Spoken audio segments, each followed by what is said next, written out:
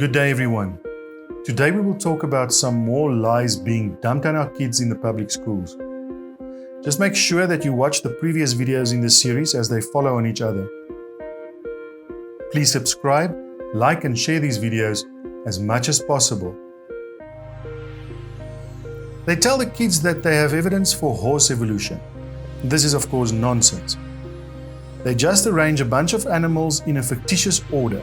It's been proven wrong for more than 70 years. They don't tell the kids that the first horse had 18 pairs of ribs, the next one had 15 and the next one had 19, then back to 18. These are not even the same animal. It is a pure imaginative arrangement of these creatures. They are teaching this in textbooks all over the world.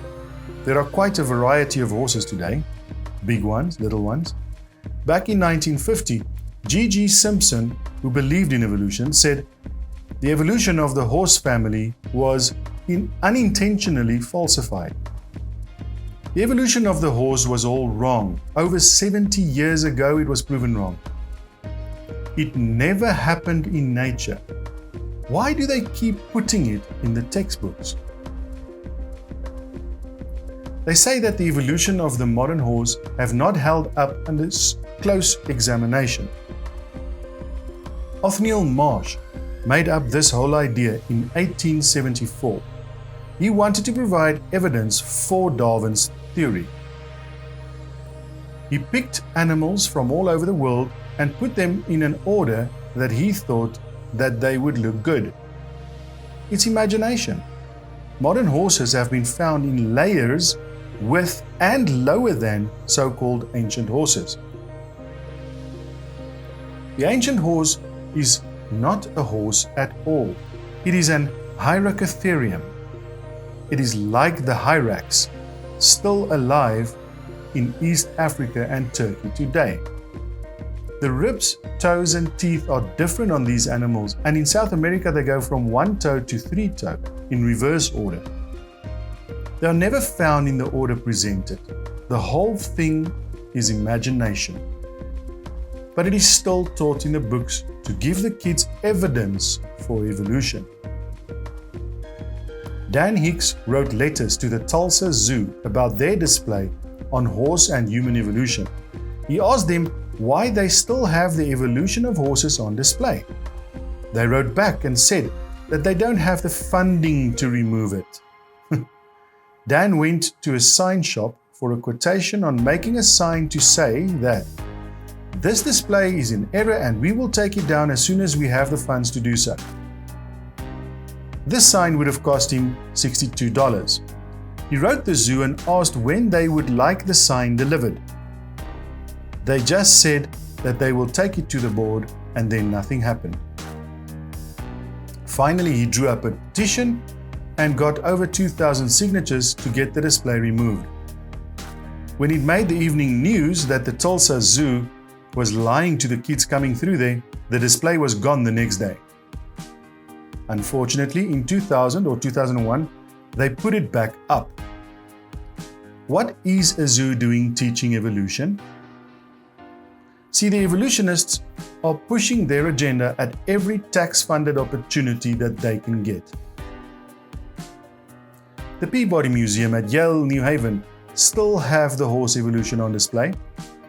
Lots of children, school group after school group after school group goes through there, and none are told that this was proven wrong 70 years ago. Go have a look at the textbooks in other areas all over the world. It is still in there, people. The page ought to be ripped out of the textbooks. Just because you can arrange animals in a certain order does not prove evolution. Even if you find things buried in a certain order, it still proves nothing. If I get buried on top of a hamster, does that mean he was my grandpa? Dr. Owen did a lot of research on the evolution of the fork. He pieced together fragmentary evidence for years. He believes, after intensive research, that the knife evolved first. It then slowly evolved to the spoon. It took millions of years, Great geological pressures squeezed it and bent it into the shape we know as a spoon. Then, slowly erosion cut grooves into the end and turned it into the short-time fork. And then, very slowly, over millions of years, the grooves got longer and wider. He knew he had the right order, but said that it felt like there was a missing link, particularly between spoons and forks. You see, spoons are rounded and no grooves. Forks are squared with grooves. That's two jumps in one. Even punctuated equilibrium can't do that. Dr. Hovind knew that he was dealing with a missing link, but he just could not find it. He said that one day he was flying US Airlines, 30,000 feet up in the air. A stewardess walked down the aisle and handed him the missing link. He said that he didn't think that she knew what she had there, but his trained scientific eye picked it up immediately. He said that later that day, he had some chicken for lunch, and wouldn't you know it, he found another one. The missing links. So, the evolution of silverware is becoming very complete. He said that since then, he found a lot of evidence. He's been gathering data on this for a long time and even found some mutants along the way. These, of course, did not make it for some reason. But when people found out that he was doing research on the evolution of the fork, everybody wanted to become famous. They sent him all their data from across the country. Even some lies were sent to him, like this one. It is an obvious fork head on a spoon handle. But he said that these did not get by him. Dr. Hovind also found that the environment could cause diverse species to evolve into superior and inferior races over millions of years. Now look, you can arrange letters into a specific order and try to prove something if you want to. You can turn a cat to a cot to a dot to a dog, making one letter change at a time. If you play around for a while, you can even turn yourself into a fool. Now they tell the kids that dinosaurs turned into birds. The Bible says that the birds were made on day 5 and reptiles were made on day 6. Evolution has it backwards. Everything about the evolution theory is backwards to what the Bible teaches. This scientist says, dinosaurs are alive as birds, scientist says. Ooh, the scientist said so it must be true. Ooh, wow. This is absurd, okay? USA Today, 1999. Missing link of birds discovered. National Geographic. Missing link. Breaking news. We got it, people. A huge article on how dinosaurs turned into birds. Some months later, oops, sorry guys, looks like we got lied to. Someone in China made the fossil. It's a fake. There is a lot of information on how all those fossils coming out of China are really suspect. This textbook says that birds are the descendants of dinosaurs. Just in case you don't know, there are a few differences between a dinosaur and a bird. You don't just put a few feathers on him and say, come on fellow, give it a try, it won't hurt too bad. See, birds have 2 legs, 2 wings and feathers. Reptiles have 4 perfectly good legs. If it is going to evolve into a bird, somewhere along the line, its front legs are going to be halfway between being wings and being legs. This means that now, at this stage of its evolution, it cannot fly or walk. Who's going to feed him during this transitional stage? They say that Archaeopteryx is evidence for evolution. Alan Feducia said that paleontologists have tried to turn Archaeopteryx into an earthbound feathered dinosaur, but it is not. It is a bird, a perching bird. and no amount of paleobabble is going to change that. Archaeopteryx means ancient wing. They will say, see, it's got claws on its wings, and this proves that it used to be a dinosaur. There are 12 birds that we know about today that have claws on their wings. This does not prove that it used to be a dinosaur. They will say, but the Archaeopteryx has teeth in its beak. Now hang on. Very few birds have it, but there are birds today with teeth. The hummingbird has teeth in its beak. But going from having teeth to having no teeth is actually losing information, not gaining. Some birds have teeth, some don't. Some reptiles have teeth and some don't. Some fish have teeth and some don't. Even some people have teeth and some don't. They say that the bird's feathers evolved from the same scales that protected the dinosaurs so well. This is silly. A bird's feathers are incredibly complex.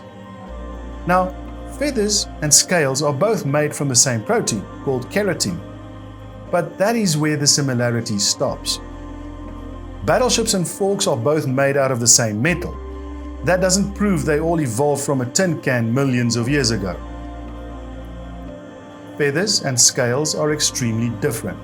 There are plenty of evidence for that. Birds have a different lung system than reptiles have. They have different hearts than that of reptiles. By the way, how can Archaeopteryx be a missing link when fully formed birds were already present? This shows a 130 million year old crow. I disagree with 130 million year stuff, but the birds were there before the dinosaurs went extinct. Here is a 140 million year old bird. Here is a 142 million year old bird. There are plenty of other reasons to refute the dinosaur-bird connection, said Alan Feducia. How do you derive birds from a heavy, earthbound bipedal reptile that has a deep body, a heavy balancing tail, and 4 shortened forelimbs? Biophysically, it's impossible. There's quite a few problems with the bird theory. Their lungs are different. Modern birds are found in the same layers as dinosaur fossils. The scales attach to the body differently to how feathers do. Birds have 4 chambered hearts. Most reptiles have 3. Birds lay different types of eggs than reptiles do.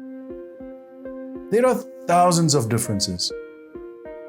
There are no fossil evidence of how reptiles changed to birds. It is such a silly idea. Satan is laughing at people believing in this nonsense. Richard Dawkins said, "It is absolutely safe to say that if you meet someone who claims not to believe in evolution, that person is ignorant, stupid, or insane, or wicked."